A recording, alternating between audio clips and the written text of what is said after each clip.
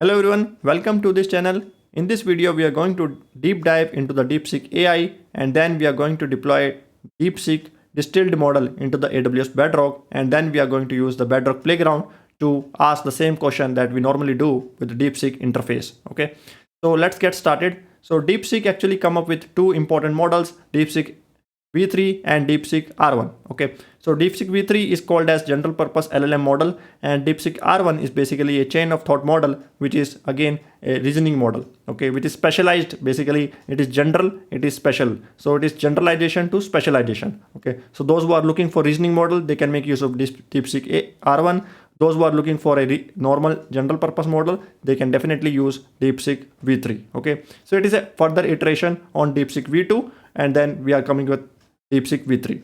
So what is the characteristics of these Deepseek models? So this is basically designed on top of more mixture of expert architecture with MLA, which is multi-latent attention methodology, and the how many parameters it is 671 billion params and 37 billion activated params, and then context length of 128k. Okay, so why Deepseek stands out basically? So Deepseek is completely open source, MIT licensed, which is actually a good point. We can view, modify, and redistribute, etc. So it as per Deepseek, they claim that it spends only $5.6 million to train R1, which is quite less compared to $100 million spent by OpenAI. Okay, for the similar kind of performance and output. Okay, and then API cost is very cheap. In case of OpenAI, if I have to use the OpenAI O1 API, so I have to spend $15 per 1 million token. But in this case, we just have to spend $0.55 per 1 million token. Okay. So this is the reason why Deepseek stands out and create a buzz in the market. Okay. So and they released a Android and iOS app as well in the Play Store. In the Apple Play Store, it is at the top as of now. Okay, so now let's talk about important points, how the R1 gets created out of the Deepseek V3. So Deepseek V3 is further fine-tuned and trained with the help of reinforcement learning, and then they come up with Deepseek R1 0, which has some limitations, which is endless limitation, poor readability, language mixing. So they actually say that instead of using the pure reinforcement learning approach with human feedback, so they come up with an alternative approach where they have multiple stages, RLHF, which is again reinforcement learning with human feedback with fine-tuning approach. Okay, with the supervised fine-tuning approach. So this, after applying these two stages, they come up with Deepseek R1, and yes, it is a awesome model. It gives a response by reasoning approach. It prints up the reasoning and then only it gives the output. It thinks everything, why the user has given that input, what the user intention is, and then the Deepseek comes up with the output. Okay, so in this example, in this diagram also, I've seen that a user can hit the query in the chat interface, and there is an option of choosing whether to choose R1 or not. By default, Deepseek V3 is already selected. You can choose R1 from the interface. If you let me go to the interface and show you. Okay. So here I have already asked the query to the Deepseek interface, and if you see here two options, Deepseek R1 and search. By default, the selection is not done by me, so it is making use of the Deepseek V3 chat model. Okay, so if you select this option, so it is going to use R1. It will after that it is going to respond back. Okay, and then if we want you want to use the web search as well, for example for the latest news, etc. So you have to select this option as well, and then you can ask about news, etc. So it will bring up the answers from the web internet search as well. Okay, and here you can attach PDF files.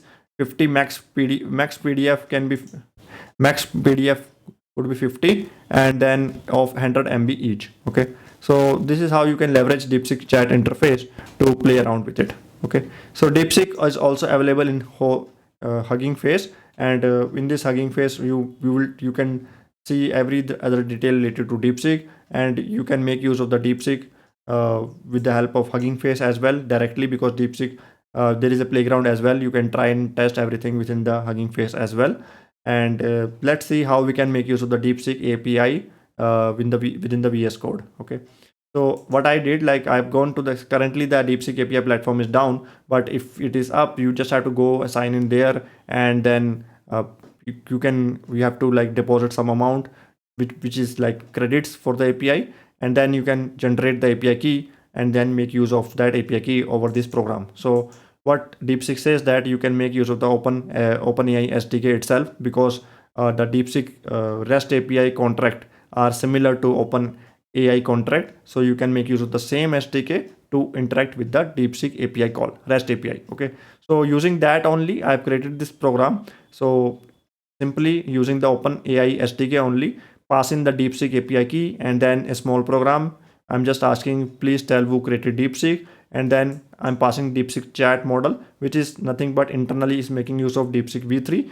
So if some v4 comes, it internally will make use of the Deepseek v4. That is what the documentation says. Okay, and currently the Deepseek v3 is latest, so it is making use of v3. Okay, so if you have to use the R1, then you have to change this model name to Deepseek dash reasoner, so it will start using the Deepseek R1 in that case. Okay, so if you so I already run this program. Okay, so npx tsx and the file path, the program run and says Deepseek was created by Deepseek Artificial Intelligence Corporation Limited. And this is how you can make use of the Deepseek API to create GenAI application. It is very easy step. Deepseek also gives LangChain integration as well. You can definitely go to the platform documentation, and then you can use LangChain as well for building up the GenAI with Deepseek. Okay, so let's go back to the AWS and understand how we can make use of the Deepseek Distilled model and deploy it into the AWS. Okay, let me show you into the first, go back to the diagram. So this area is talking about the distillation model. Basically, there is a concept where one of the model, which is intelligent model, which has already trained with like known as teacher model, and then we can use the base model like who I want to train. Basically, teacher is training to student. So teacher is already equipped with lot of data, lot of knowledge. Then the student is already having a minimum knowledge, like using Quen model by Alibaba. So Quen 2.5 series or Llama models.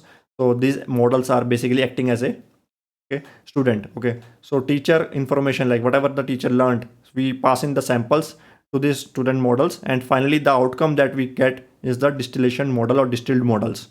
Distilled models is more intelligent. Obviously, it is outperformed the base models, and then we can make use of the distilled models to build our GenAI applications. Okay, so in this case, what we are going to do, we are going to deploy this particular model, Deepseek R1 Distill Llama 8B Distilled model, into the AWS Bedrock, and then we are going to use it in the playground. Okay, so I already actually downloaded it using git clone command. Like, let me show you what are the steps I took. I first installed this git lfs to support large file system in my local system. So then I triggered this command, git lfs install command, and then I have just cloned that particular repository from Hugging Face. If you look into this, Hugging Face has that all the files related to that particular distilled model. If you go to the files and versions of this particular, so these are the files that Hugging Face is already having it. So what I did, I simply using the git clone command, okay, and downloaded it in my system, and then I use this command, I created the bucket, okay, into the AWS, and then finally use this command to upload that particular entire code into the AWS S3 bucket. Okay, and after that I have used actually AWS Bedrock to import that into the AWS Bedrock, okay, from S3 bucket. So this is the S3 bucket. The entire code is, entire data is basically here, model, couple of models. Okay, so make sure that you have enough space in your local machine, which is 15 to 20 GB. This is required for this exercise. So once you do the clone, then you need to upload it. Okay, after that, obviously it takes some cost storing things into the S3 bucket. After that, you go in the AWS Bedrock, important models. I already did that. So go to the important models and then click on this import model. You just have to just pass in the path of the S3, that distilled model path over here. Just name, model name, anything that you like, you can give. And finally click this import model. Okay, and then it will get imported. Okay, so basically it runs the job. Okay, that job is actually responsible for importing it. So it will take some time to actually finish up the job. Once the job is finished, the model will be available to you. Okay, so here in this case, the model is available. So if you want to play with this model, you want to run few commands like we normally do in the Deepseek Chat Interface, you can simply go and use open in playground. Okay, and then you can ask question to this Deepseek R1 8B over here.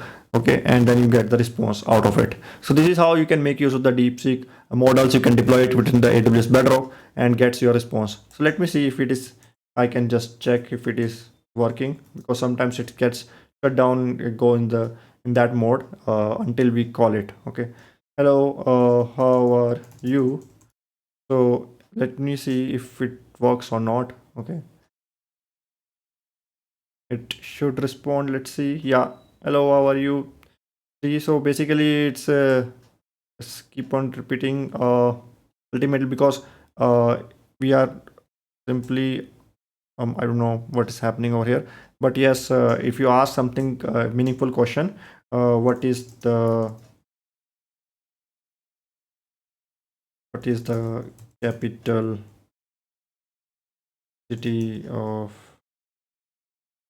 Denmark? Okay, so let me see if let us see what it responds. Okay, this is Copenhagen is the capital city of Denmark, right? So normal hi hello, it's not like that. It is says that, okay, ask me the question, let me answer it. Okay, so similarly, recently, like on 30th of January, like if you listen to this video later on, like so it will be like today, I'm sitting on I'm sitting on this on first. So 30th of January, what AWS does, AWS have this Deepseek R1 model available. If you look over here itself, Deepseek R1. Okay, so you can simply go here, instead of downloading into the local machine and uploading into that, you can simply go here and choose the Deepseek R1.